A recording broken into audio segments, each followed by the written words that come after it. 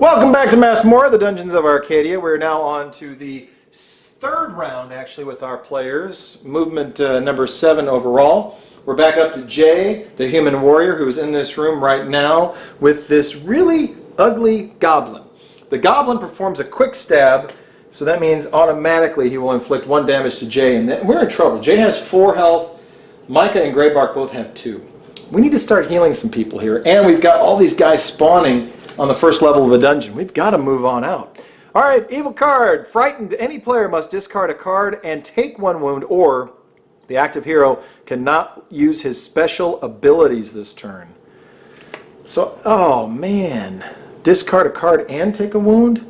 Must. Any player. Well, Micah is the one with a card. I mean, these special moves, I need to start killing some ghouls and unlocking some rooms. Man, I hate to do it.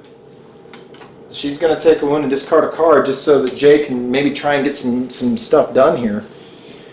Alright, so the first thing is first, let's roll these dice because she's going to have to defeat this goblin. Oh yeah, that's good. Right there, that'll kill him. But of course I could use this and that. Let's see, because I have my preemptive strike where I could use a sword to get 2 bow and arrows. That would kill him from afar. No matter what, though, he's going to give me 1 quick stab when I attack him. Then I've got all the rest of these to use. I'm going to take these 2 and reroll them. Oh, awesome. I am ready for battle.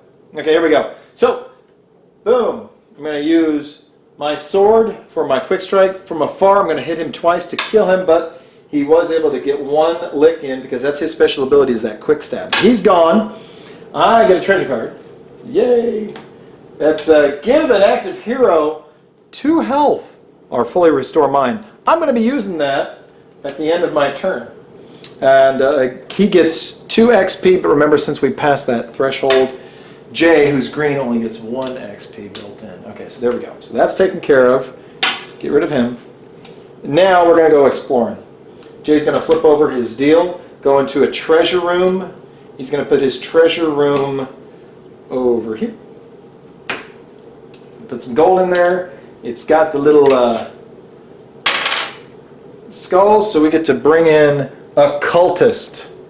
That's what the cultist looks like. And the cultist is, start of combat, steals a potion die if available. If not, steals 1 potion symbol. So that's there. That's not fun.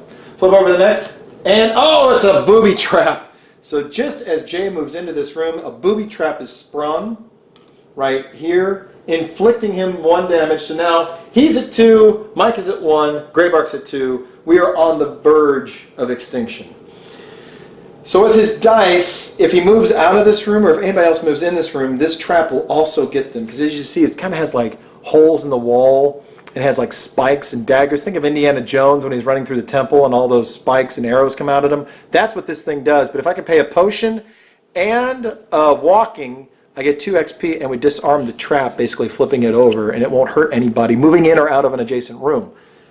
So the bad thing is I don't have a potion or a footstep, so I cannot disarm that yet.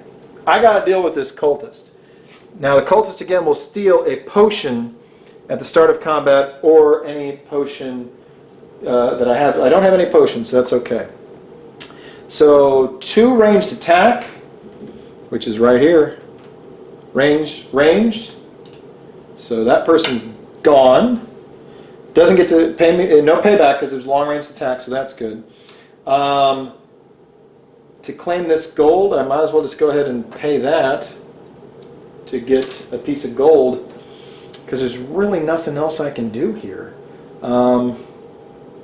If I had movement, I could get into another room, but I don't have any movement cards, and Micah's the only one with another card to give me anything, and she doesn't have any movement.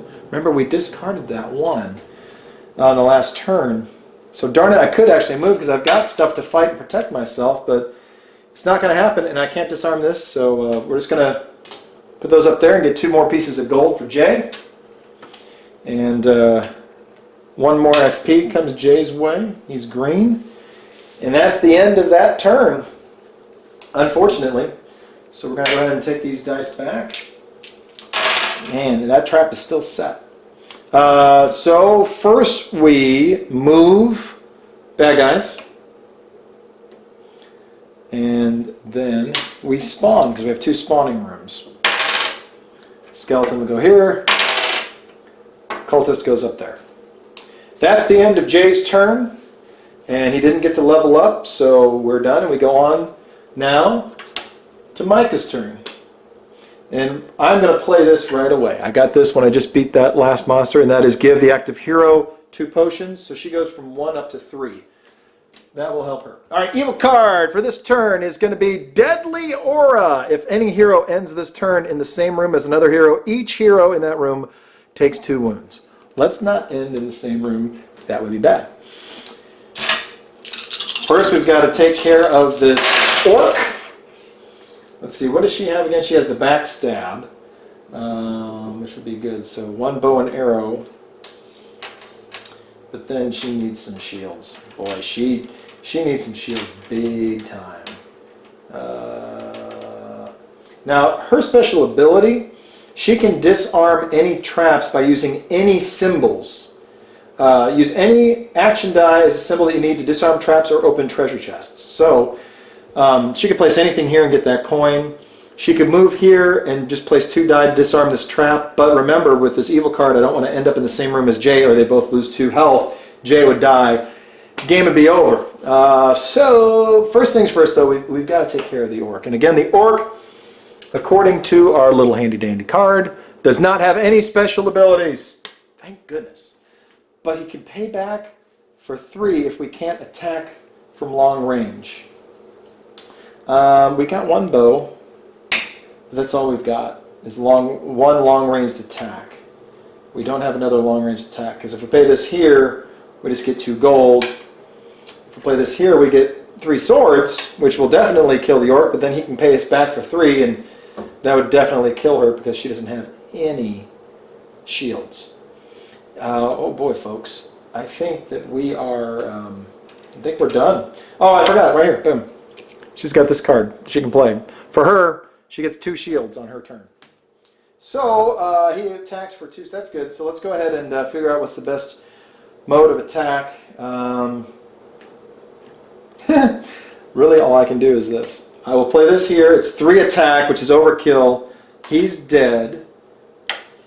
And I will play this card for heads up, which has 2 shields. So this guy's dead.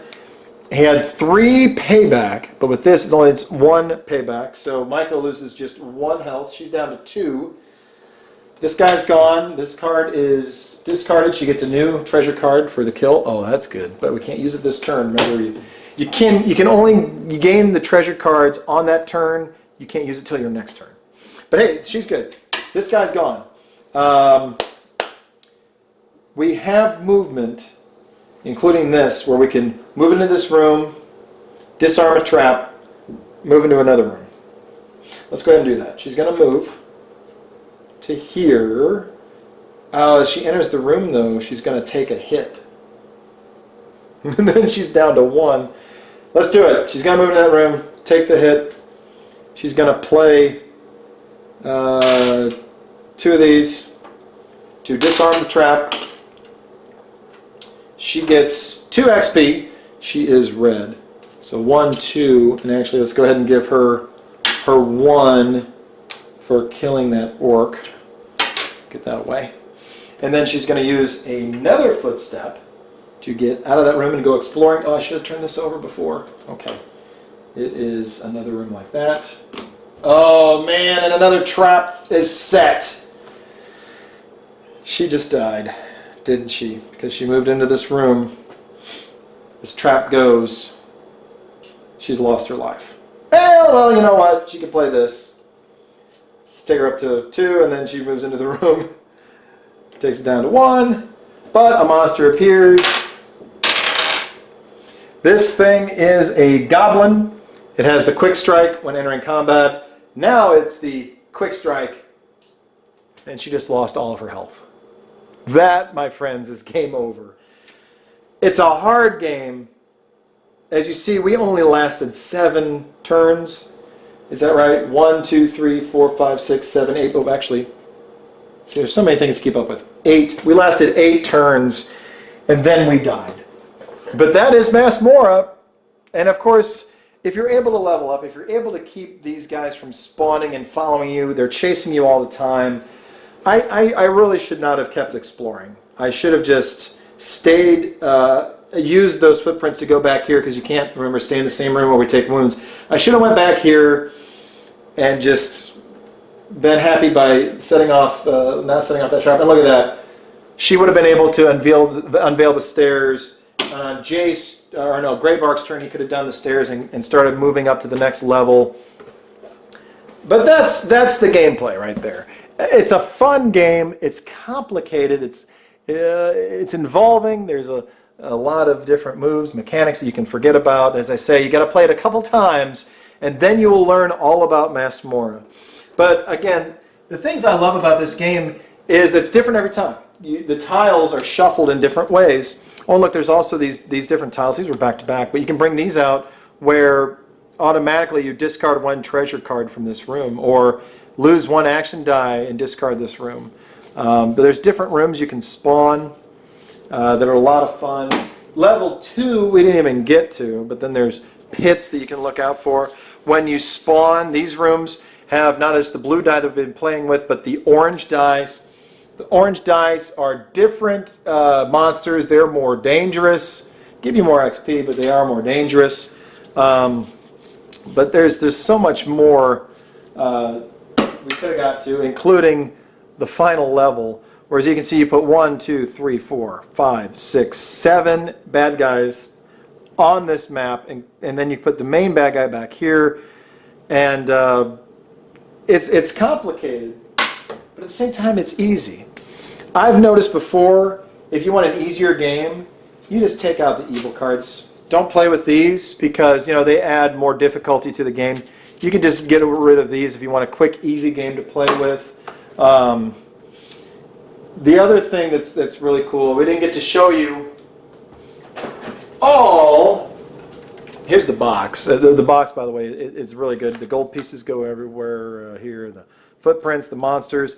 You've got 2 more colors, orange and pink, that you can choose from. You've got Valerie right here, who is a cleric. Her character. Again, all these characters are really good. And then there is the wizard you can also play with.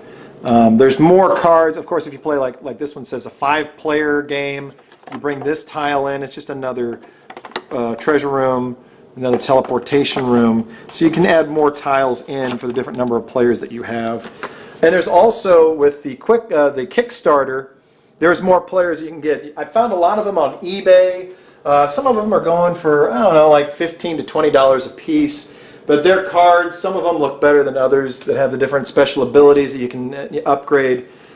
It is a fun game. Unfortunately, we weren't able to get to the stairs on this playthrough, but I recommend it. It's a lot of fun. It's not for young audiences, though. It's really not. I tried playing this with my 10-year-old and my 5-year-old, and the 10-year-old was getting into it. My 5-year-old daughter, though, just enjoyed kind of rolling the dice, and then wasn't really sure about the extra powers, because it's kind of difficult when you have this one.